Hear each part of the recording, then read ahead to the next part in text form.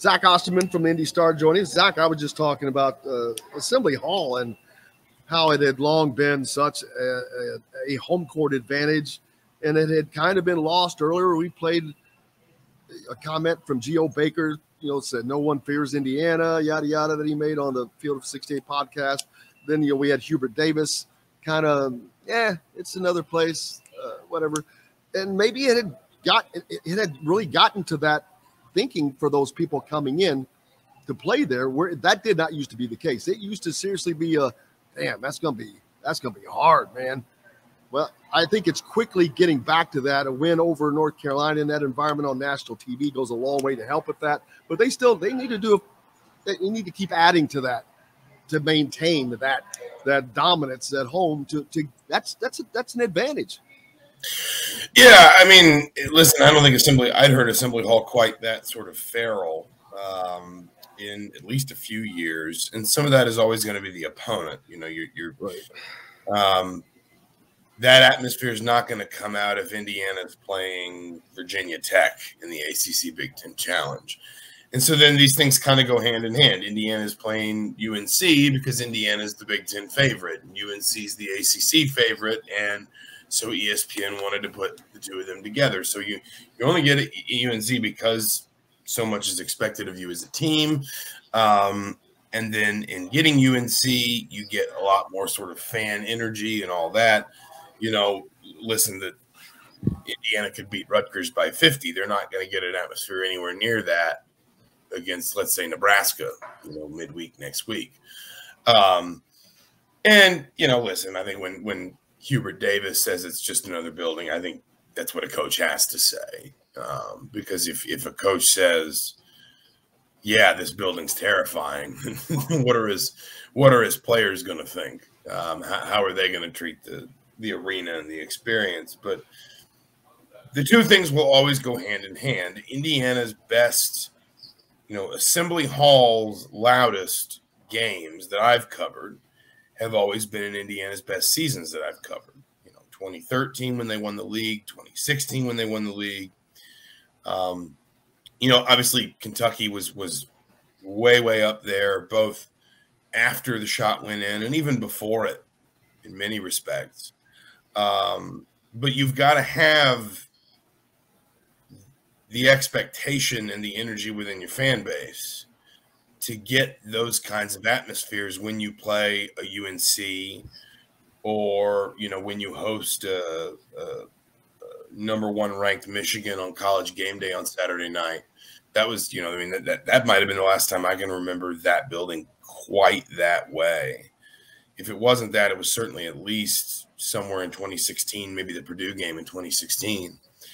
So, you get those atmospheres when you've got a fan base that is that fired up and expects that much and wants success that badly. But then, of course, as you say, when you get those atmospheres, it helps you win. And that's always going to be sort of the catch-22 of a job like this is you got to get it going. But once you get it going, there are some built-in advantages here that don't exist a lot of places. Absolutely. And we did get to see that the other night, and it was good to see that back. A fun environment, fun for all. And then you follow it up, and I don't want to take up too much time, but right back in Assembly Hall last night to support the women's basketball team that took on a top 6 matchup, number 5 and number 6, Indiana and North Carolina. And, man, they smoked North Carolina and did it with ease without Grace Berger. Sarah Scalia looks like Seth Curry too, man. I mean, it was a really impressive performance. Obviously, Sydney Parrish played really, really well too. And, listen, I know we talk a lot about the men's team, and I'm not saying they don't deserve it, but what this women's team is doing at the moment is remarkable. And I know they're being very sort of cagey about Grace Berger's injury, but if they can, sometimes – like with what you saw with Sydney Parrish last night, it's not like that was her first good game of the season. For example, I don't think Indiana beats Tennessee without Sydney Parrish. But sometimes when you have a player like that, like Grace Berger, who can be counted on to do so much, and can fill, so many different roles for your team, and you lose that player, maybe not for the whole season, but at least for a while, it winds up becoming a positive because it makes other players ask more of themselves. And suddenly those players find out they're capable of something maybe they didn't think they were, or once they start to expand their role, they grow their confidence grows, whatever it may be. You just, every once in a while having to live without, a player that talented can make you better in the long term. Now, it only can, obviously, if that player comes back. And so, Indiana will be keen to get Grace Berger healthy, presumably at least in time for Big Ten play. I don't know. I don't think Terry Moore has really discussed any timetable at all with her. Obviously, it's at least encouraging, given the nature of the injury she suffered, that that they're saying there's a chance, and that it's not just sort of she's done for the year. She had surgery. It's it. That's it. But a performance like that, as dominant as it was, as sort of, wire to wire as it was, in terms of the score, even more so than the men's side. Without Grace Berger, it's, as much as such a thing exists on December 1st, it's a statement game. But I think it's also a message to, a lot of those players of, hey, listen, this team is more than just kind of the Grace Berger show. And I think a lot of us knew that, to be very clear. We knew, for example, Mackenzie Holmes obviously is a fantastic player. You could have guessed that players like Sierra Scalia, Chloe Moore McNeil, Sydney Parrish were going to be ready for substantial roles this year. But when you go do that, when you go sort of prove all that against a top 10 team in that environment, and that's the way you do it, that's the manner of your victory, it's obviously a strong statement, not just to your sport, but maybe to each other in a way. Yep, looking forward to it. Continuum, man. A great season to be had. It would be, I'm just thinking earlier, man, can you imagine Indiana men's and women's teams winning a Big Ten championship? As long as and great as the history of Indiana basketball is, never happened, and that would be incredible. Yeah, I mean, I'd be curious to know the last time it happened in the Big Ten. Not just in Indiana, but Michigan State's obviously had some years in the last 20 or so when they've been really good on the men's and the women's side both. Purdue had some years in the mid-late 90s where the women's team was in its ascendancy under Lynn Dunn and Gene Keady. Still had things kind of rolling there later in his tenure. But I'm guessing that is not something that has happened very often, if it has happened, in, let's say, the modern iteration of the Big Ten. So, probably the last 30 years or so. I mean, I wouldn't be shocked if it's something that's never happened. I agree with you. Indiana coming off a big win, even though North Carolina came in with 2 losses. I don't know that. I mean, sure, it diminished it a little bit. They were a paper tiger, sitting duck number 1, but still a quality win, a quality team, a good look at Indiana going up against elite level talent. And the game that they're playing tomorrow night is probably going to be a tougher game because it's on the road against a team who has a chip on their shoulder. And, listening to the Geo Baker comments, they don't fear Indiana. That fear has been apparently taken away. This could be as big or bigger win for Indiana than the North Carolina win was. Yeah, I mean, listen, Trace Jackson Davis's mind was clearly already on Rutgers post game Saturday. He suggested he was even talking to his team about Rutgers before the UNC game and saying, listen, we're all excited and justifiably about this game that we got coming up this weekend, or this midweek. But I'm telling you, do not overlook the one over the weekend. It's a Big Ten game. It's a venue. I think he said, I've never won at the RAC. It has been a while since Indiana's won there. I want to say maybe Archie Miller's first or second season. I think first season was the last time they won there. So 2018. So it's been 4 years. I think I kind of made this argument that if you could offer an IU fan right now 2-0 against Arizona and Kansas, or a 2-0 start to Big Ten play,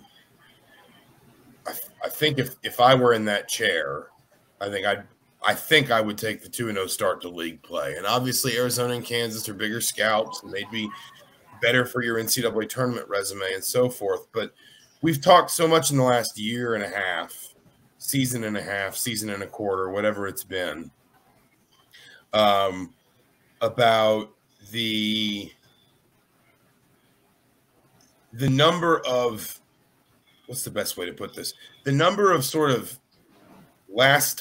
first time since examples where Indiana's crossed something off. They hadn't beaten Purdue in, 9 times in a row. Then they did. They hadn't been to an NCAA tournament game in 6 years. They hadn't won an NCAA tournament game in 6 years. Michigan 8 straight losses. Yeah, they hadn't beaten Michigan. They hadn't beaten Illinois. They hadn't been in a Big Ten tournament semifinal in 9 years. We've crossed.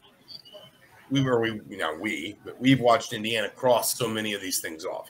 And then when they beat Xavier, when they beat UNC, that's all sort of validating of, okay, Indiana, maybe they'll win the Big Ten, maybe they won't, but they definitely are at minimum what we thought they were in the preseason, and what we thought they were capable of. They've justified a top 15 ranking.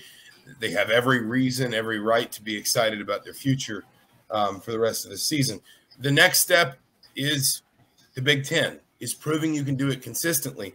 Indiana is the only program in the entire conference that does not have a single winning season in league play since 2017.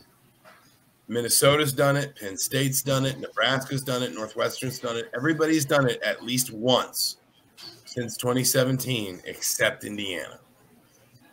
Indiana has only finished 500 in the Big Ten once since the last time it won the league in 2016. The next thing this team's kind of got to prove, whether it's to itself, to the country, to the conference, whoever, is that it can capture the consistency, not the, well, we went on the road to Xavier and squeezed one out, and then we went back in and spent 2 weeks playing bad teams, or we beat UNC, but that was in a crazy and one-off environment at home, and they were road weary from their trip to Portland. But these teams know you, they know your system, they know your personnel. A lot of them will get to see you twice, so they'll get to play you and then adjust to you. These road venues aren't, I think to Geo Baker's point, at very least, the fans at these road venues aren't going to be intimidated by you because you're not new to them. It's just Indiana. They've seen Indiana before. They've seen Purdue before. It's different when it's North Carolina or it's Duke or it's Kansas. But when it's a team that comes through every year, it's like, okay, well, that's not that scary. Can you win consistently in the Big Ten? Can you win on the road in the Big Ten?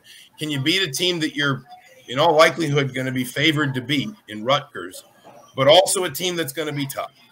A team that is really well coached, one of the best defensive big men in the league in Cliff Murray, one of the best defensive coaches in the league in Steve Peichel. Can you do that consistently? Because you've already kind of proven that you can win the big one-off games. And if you win another one this season, if you win one or both of Arizona or Kansas, great for you. Fantastic. That's great long-term. But I would just argue that in some respects, these next two games are almost kind of more important because the next challenge for Indiana to embrace, the next box to tick on the list, is can you be a consistent Big Ten team and not beat Purdue but then lay a dud against Michigan, or beat Ohio State but go 2-3 in your next 5 games or whatever it was last year. But instead say we're going to go 9-1 in the conference at home, and we're going to go 5-5 on the road, and we're going to be a consistently tough out no matter where we are. There's not going to be any games where we just totally lay down or we're just completely overmatched. And at the end of the year, 2 games left, we're going to be in with a shout of winning the league. Maybe we won't be the only team there. Maybe we won't win the league, but we'll capture the consistency that gets us there. I just think that's kind of the next step to me for Indiana.